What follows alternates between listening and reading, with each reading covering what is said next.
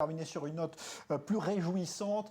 On a récemment parlé dans ce magazine Afrique du retour des Juifs éthiopiens en Israël. Eh bien, il en ressort qu'aujourd'hui, c'est une vogue en Israël, celle des restaurants qui servent de la cuisine éthiopienne. Reportage, encore vous, Sharon Aronovitz.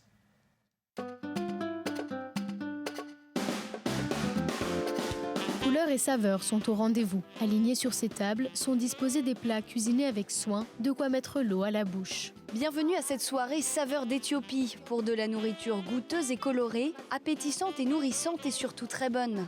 Une soirée organisée par l'ambassade éthiopienne en Israël.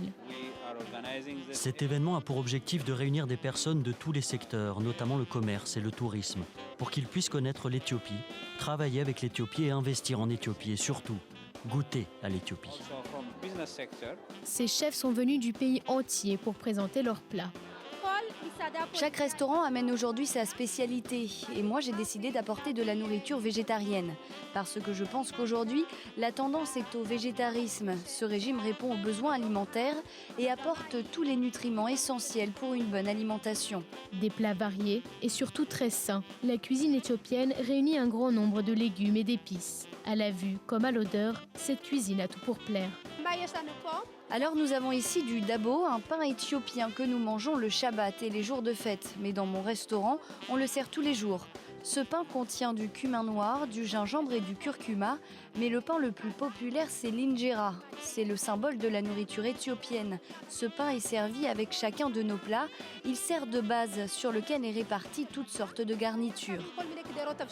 Le rituel en Éthiopie consiste à savourer son repas en utilisant un sens supplémentaire, le toucher. L'injera permet donc d'envelopper les ingrédients du plat et se porte directement aux lèvres. Mais pour les Éthiopiens, c'est également un moment convivial.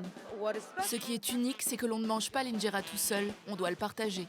Pour ne pas désorienter les Israéliens, hummus et trina sont également au rendez-vous, mais revisités aux couleurs de l'Éthiopie.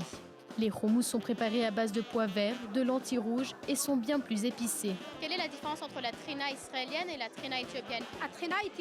La trina éthiopienne avant tout est naturellement plus sucrée. Elle contient plus de calcium et de fer et donc elle est plus saine. D'ailleurs 90% du sésame en Israël vient d'Éthiopie. Ça veut bien dire que c'est le meilleur sésame. Il aura fallu beaucoup de temps pour les Éthiopiens d'Israël d'assumer leur culture. À l'occasion de la conférence, nous avons rencontré Messeret, finaliste de MasterChef 2014 en Israël. Elle nous a expliqué que la restauration éthiopienne est quelque chose de très nouveau dans le pays. On peut même dire qu'il y avait une connotation négative autour de la nourriture éthiopienne. Décidée à combattre les jugements, Messeret s'est lancée dans l'aventure MasterChef pour faire découvrir la cuisine éthiopienne aux Israéliens. Et c'était très facile pour moi d'aller à MasterChef parce que moi je savais qu'il y avait une nourriture très très bonne. Il fallait juste la montrer. Un défi réussi pour les Éthiopiens d'Israël qui ont ouvert des restaurants à travers tout le pays. Et si vous n'avez pas encore goûté à ces spécialités, il est temps d'y remédier.